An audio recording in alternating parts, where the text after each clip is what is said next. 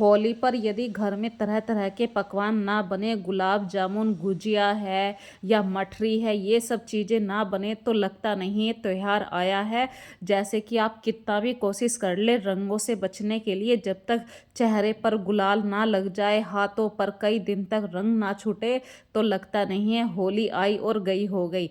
तो फ्रेंड्स, होली आने में सिर्फ 2 दिन बचे हैं और मेरे घर में जोरों से तैयारी चल रही है। किचन में रोज कुछ ना कुछ बना रही हूँ। तो सबसे पहले तो ऊपर वाले के आगे हाथ जोड़ती हूँ।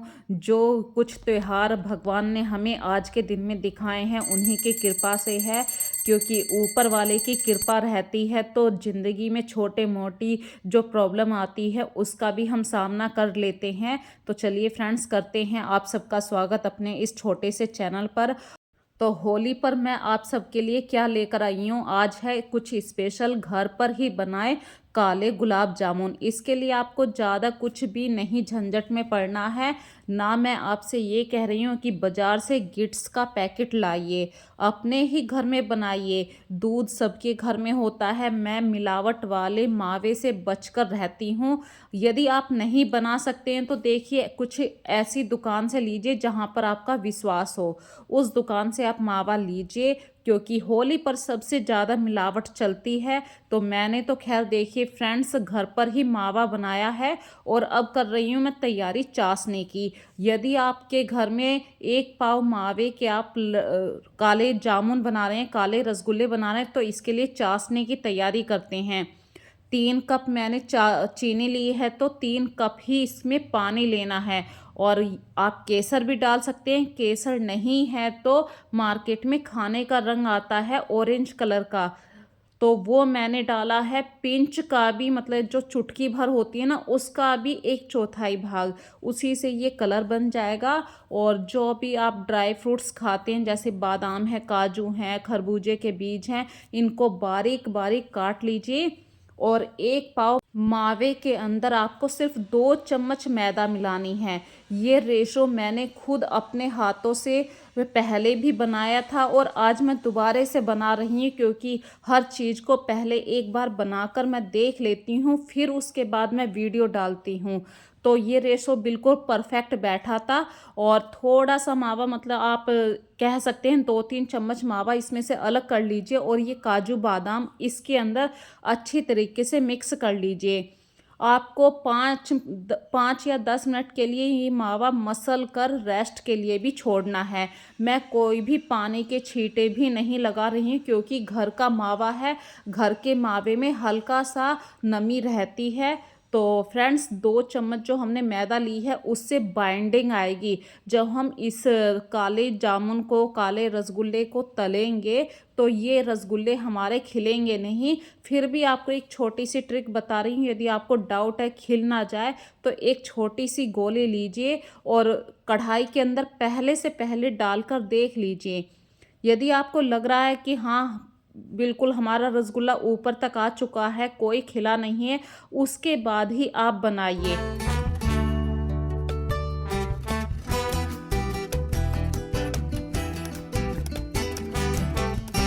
और ये जो हमने ऑरेंज कलर का मैं अभी मसल रही हूँ, 1 चम्मच मावा है, इसका क्या करना है, मसलना इसको भी है 5 मिनट के लिए, इसे भी रेस्ट पे छोड़ना है। और मैंने 5 मिनट पहले भी इसको मावे को अच्छे तरीके से मसला था, फिर से मसला है। मतलब इतनी अच्छी तरीके से आपको इसमें मसल कर चिकनाहट लानी है कि आपके हाथों पर चिकनाई सी अपने आप आ जाए, आपको अलग से अपने हाथों पे नहीं लगाना है। तो सबसे पहले वाइट वाला जो पैटर्न है, हमारे पास वाइट वाला जो आटा है मावे का, इसकी एक छोटी सी लोई बनाइए, उसके अंदर ये पीले वाले मावे का हल्की सी गोली बना के रख दीजिए और अपनी हथेलियों के बीच में मावे को इस तरीके से गोल करना है, कोई भी क्रैक नहीं आने दीजिए जब तक आपको पूरा गोल करना है। ये थोड़ी सी मेहनत होती है, छोटी सी ट्रिक होती है। यदि आप इन ट्रिक को फॉलो नहीं करते हैं तो हमारा रसगुल्ला और खिल जाएगा जब हम उसको तलेंगे। और दूसरी बात मैं आपको बता रही हूँ, बहुत ही लो फ्लेम पे आपको ये रसगुल्ले तलने हैं, क्योंकि हम जो रसगुल्ले बना रहे हैं ये मावे के बना रहे हैं, इसमें मैदा की मात्रा बहुत कम है, सिर्फ बाइंडिंग के लिए है। और मावा बहुत जल्दी भून के एकदम, यदि हाई फ्लेम करेंगे या मीडियम फ्लेम भी करेंगे तो एकदम लाल हो जाएगा मावा और अंदर तक हमारा रसगुल्ला नहीं पकेगा। यदि आप चाहते हैं मेरे रसगुल्लों में, हमारे रसगुल्लों में परफेक्ट स्वाद आए तो एक तो लो गैस रखिए और चाशनी भी आपको ना गाढ़ी रखनी है ना पतली रखनी है। ये कह दूं मैं 2 या 3 तार की आपको चाशनी रखनी है। और छोटी सी एक और ट्रिक है, यदि आपको बाइंडिंग करते हुए, खिलते हुए, मतलब जब आप रसगुल्ले बना रहे हैं, इन्हें अपनी हथेलियों से मसल रहे हैं, गोल गोल गोलियां बना रहे हैं, जब भी आपको डाउट लगे ना कि हाँ क्रैक बन रहा है तो बिल्कुल मत घबराइए, फिर से इसे मसलिए। आपको ना मैदा डालनी है, कुछ नहीं डालना, सिर्फ मसलना है अच्छे तरीके से। ये देखिए लो फ्लेम पे हमारे रसगुल्ले बिल्कुल परफेक्ट हो गए हैं। फिर से यही काम करना है, आपको गैस की हाई फ्लेम किसी भी सूरत में नहीं रखनी है। ये देखिए छोटी से छोटी बात मैं आप लोगों को यहाँ पे बता रही हूँ और मैं स्पीड में इसलिए नहीं चला रही हूँ क्योंकि कुछ नए बिगनर हैं और होली पे हर कोई सोचता है कि मैं कुछ नया बनाऊँ। तो किसी भी प्रकार से किसी के भी घर में कोई ऐसी वो ना हो कि भाई मैं नहीं बना रही हूँ, मुझसे नहीं आता है। इसीलिए एक परफेक्ट रेशो मैंने आप सबके सामने प्रेजेंट करा है। 1 पाव मावा, 2 चम्मच चीनी और चाशनी के लिए 3 कप चीनी है तो 3 कप ही आपको पानी लेना है। 15 से 20 मिनट या 20 से भी 25 मिनट आप इसको बॉईल कीजिए चाशनी को। जब आपको लगे हल्की सी गाढ़ी होने लगी है, जब आप गैस की फ्लेम को बंद कर दीजिए और ठंडी चाशनी के अंदर, मतलब ल्यूक वार्म होती है चाशनी, उस समय आपको ये रसगुल्ले, तले हुए रसगुल्ले आपको इसके अंदर डालने हैं। और एक और ट्रिक है, चाशनी में जब आप डालें, जब भी आपको चम्मच नहीं लगानी है, इसको भगोने को ही हिलाना है आपको। और जब आप तलेंगे, जब भी आपको चम्मच नहीं लगानी है या चमचे से नहीं हिलाना है। ये छोटी छोटी सी बातें होती हैं जिनकी वजह से हमारा रसगुल्ला परफेक्ट बनता है। ये देखिए मैं तेल को हिला रही हूँ, ना कि रसगुल्ले को हिला रही हूँ। और जब आपके रसगुल्ले लो फ्लेम पे ही आपको हल्के से काले से होने लगें, जब आप इन्हें कढ़ाई से निकाल के तुरंत चाशनी में डाल दीजिए। और चाशनी के अंदर भी आपको चम्मच से, देखिए मैं अब काफ़ी टाइम होने के बाद, मतलब 1 घंटा हो चुका है, उसके बाद चम्मच से आपको दिखा रही हूँ। फिर आप इन्हें किसी दूसरे सर्विंग बाउल में डालकर फ्रिज के अंदर रख दीजिए। आपको वही टेस्ट मिलेगा जो शादी के अंदर मिलता है, कि जब हम किसी की शादी में जाते हैं ना, मन करता है रसगुल्ला खाने का, वही परफेक्ट टेस्ट आपको मिलेगा। और एक जुगाड़बाजी और बता रही हूँ भाई, जुगाड़बाजी में तो इंडियंस हम बहुत ही सबसे आगे होते हैं। तो जब आपने चाशनी बनाई है, जब आपके रसगुल्ले ख़त्म हो जाएंगे तो अब इस चाशनी का आप फेंकेंगे क्या? नहीं, आपको फेंकना नहीं है। इस चाशनी में मैदा, आटा और थोड़ी सी सूजी, मतलब 1 कटोरी आटा है, 1 कटोरी मैदा है और आधी कटोरी सूजी है। तीनों को अच्छे तरीके से गूँथ लीजिए। जो मीठी चाशनी है उससे ये आटा लगाना, तो हमारे पास मीठे पारे इकट्ठे हो जाएंगे। मतलब हमें उस चाशनी को फेंकना नहीं है, उससे जैसे नमकीन पारे बनते हैं ना, इसी तरीके से मीठे पारे बन जाएंगे। और चाय के साथ मीठे से बिस्किट की तरह आप इन्हें कभी भी एंजॉय कर सकते हैं। महीने भर तक भी ये चीज़ स्टोर रह सकती है, कोई ख़राब नहीं होती है। हाँ, जब आप आटा लगाएं तो इसमें थोड़ा सा ऑयल ज़रूर डालिए। आप कोई भी कुकिंग ऑयल ऐड कर सकते हैं। और कुकिंग ऑयल जब आप ऐड करेंगे तो आपको जैसा मैदा की मठरी बनाते हैं उसी प्रोसीजर की तरह आपको ये आटा लगाना है। पानी लेके आटा लगा लीजिए। तो जब हम रोटी बेलेंगे तो वो चिकनाई की हेल्प से हमारी रोटी बार बार टूटेगी नहीं। आप किसी भी शेप में पारे बना सकते हैं, गोल गोल भी काट सकते हैं, स्क्वायर शेप में भी, ट्रायंगल शेप में भी, जैसे भी आपको सूटेबल हो आप उस शेप में इस मीठी चाशनी का यूज़ कर सकते हैं।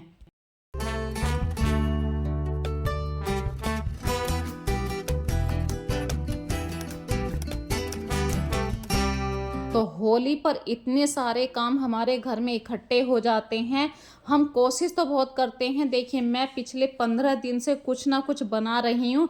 बनाती तो खैर मैं ज़्यादा नहीं हूँ कि आधा आधा केजी, 1 1 केजी के हिसाब से ही बना रही हूँ, क्योंकि ख़त्म हो जाए, अभी होली आने में दिन है, लेकिन जब भी मैं कुछ बनाती हूँ तो मेरे घर में बनता तो है ही है, उससे पहले ख़त्म होने की नौबत आ जाती है। थोड़ा सा इधर दिया, थोड़ा उधर दिया, थोड़ा अपने रिलेशन में दिया, मेरी छोटी सिस्टर मेरे पास रहती है, थोड़ा उसको दिया, तो जो वो थोड़ा सा सामान बनाती हूँ वो बनते ही तुरंत ख़त्म हो जाता है। इसलिए मेरे को टेंशन नहीं है। अभी होली वाले दिन जैसे परसों होली है, तो आज से मैं शुरू कर रही हूँ गुजिया और पापड़ी मठरी बनाने की। पापड़ी तो मैंने पहले आपके साथ शेयर करी है कि पापड़ी कैसे बनती है। अब ये सारा काम निपटाने के बाद देखिए फ्रेंड्स, घर के काम कभी ख़त्म नहीं होते, चाहे आपके घर में त्योहार हो या त्योहार नहीं आ रहे हों, तो घर के काम तो डेली बेस पे चलते ही रहते हैं। और कार्तिक का लास्ट पेपर था, वो कल ख़त्म हो गया है, तो कार्तिक अब बिल्कुल फ्री हो चुका है। लेकिन मेरे काम कभी ख़त्म नहीं होते हैं। आस्था भी आज मेरे को काफ़ी हेल्प दे देगी। आस्था ने भी आज से कॉलेज की छुट्टी ले ली है, तो मैं आ चुकी हूँ अपने घर के नॉर्मल से काम करने के लिए, जैसे कि झाड़ू पोछा है या और भी घर के इतने सारे काम होते हैं।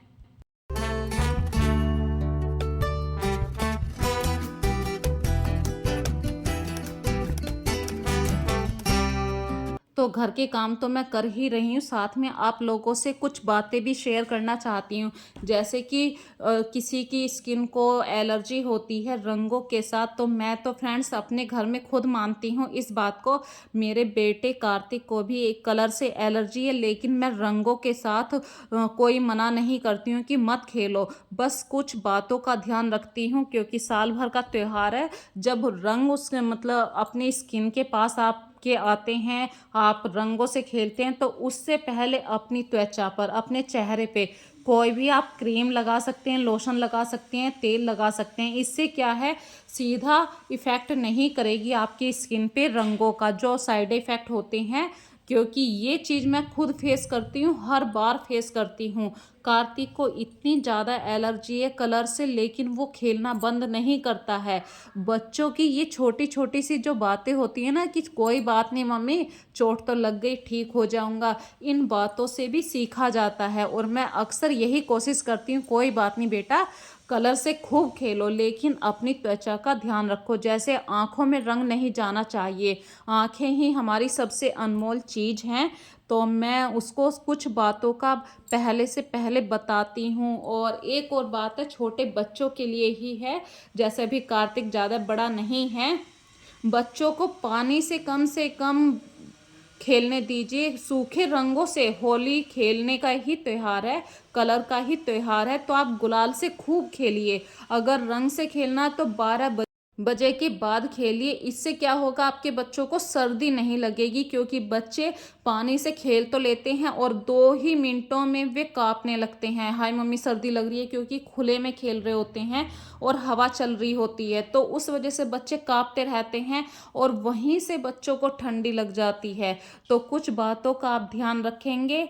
यदि आज मेरी वीडियो को सुन रहे हैं तो प्लीज़ लाइक और कमेंट ज़रूर कीजिए कि मैंने आप लोगों के साथ आज जो जो बातें शेयर करी हैं, क्या आप उन बातों से सहमत हैं। यदि आपको मेरी वीडियो अच्छी लग रही है तो प्लीज़ लाइक कर दीजिए, सब्सक्राइब कर दीजिए और कमेंट ज़रूर किया कीजिए, क्योंकि आप लोग जब कमेंट करते हैं तो मुझे इतना अच्छा लगता है फ्रेंड्स, कि मन में इतनी खुशी होती है। आप लोगों के कमेंट का मैं हमेशा वेट करती रहती हूँ कि हाँ शायद कोई मेरी वीडियो को पसंद करता है।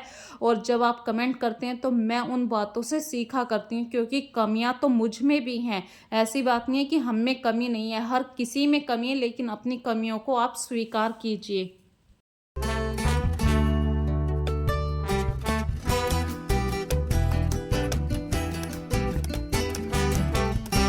और होली वाले दिन भी जब आप अपने घर के डेली काम निपटाएं, तो ऊपर वाले से कहिए कि जैसे इस साल होली मनाई है, ऐसे ही हर साल मैं होली मनाऊं, क्योंकि ऊपर वाले का साथ बहुत ज़रूरी है। ऊपर वाले की कृपा यदि आप लोगों पर रहेगी तो हर खुशी आपके घर में पहले से पहले आएगी, और आप उस खुशी का पहले से पहले स्वागत कीजिए, क्योंकि खुशियाँ जो होती हैं वो नसीब वालों को ही मिलती हैं।